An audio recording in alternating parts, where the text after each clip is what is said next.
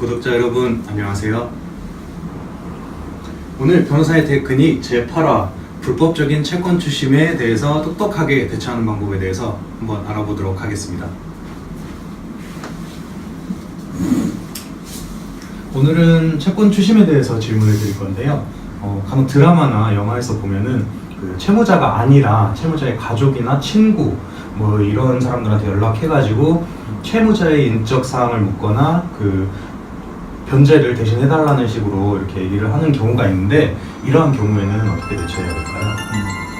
그 정당한 권리 행사로서 추심은 이제 재산권의 정당한 보장을 위해서 보호되는 게 원칙이긴 합니다. 근데 불법적인 채권 추심으로 인해서 발생하는 여러 가지 폐해들이 많기 때문에 이것을 법으로서 어느 정도 보호를 해놨는데요. 조금만 같이 살펴볼게요.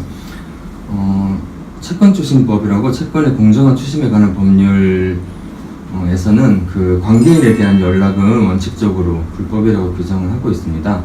8조의 3에서 관계인에 대한 연락 금지를 규정을 해놨는데요. 채무자의 소재 또는 연락처 이런 것들을 문의하는 경우는 허용이 되지만 관계인을 방문을 하거나 관계인에게 말, 글, 음향, 영상 또는 물건을 도달하게 해서는 아니 된다라고 규정을 하고 있습니다. 그리고 그 다음 조항인 9조에서는 뭐 반복적이거나 또는 야간 오후 9시 이후부터 다음날 오전 8시까지 이때 채무자 또는 이제 관계인에 대해서도 방문을 금지하는 그런 규정을 마련을 해놓고 있습니다. 네, 그러면 그 다른 질문이 하나 더 있는데요. 그 채무자 본인이 이런 채권 추심으로부터 좀 벗어날 수 있는 합법적인 방법이 있을까요?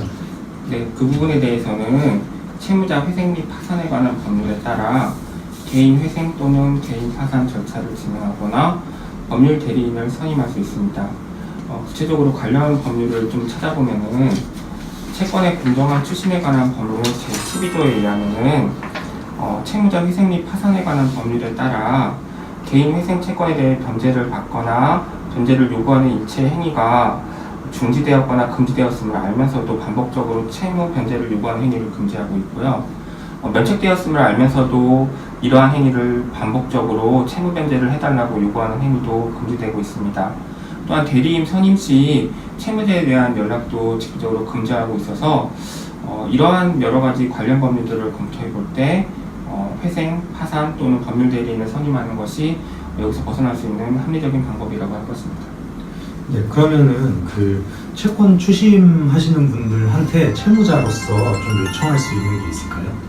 우선은 이 사람이 과연 채권을 추심할 수 있는 정당한 권한이 있는지를 먼저 확인을 해야 될 것 같습니다.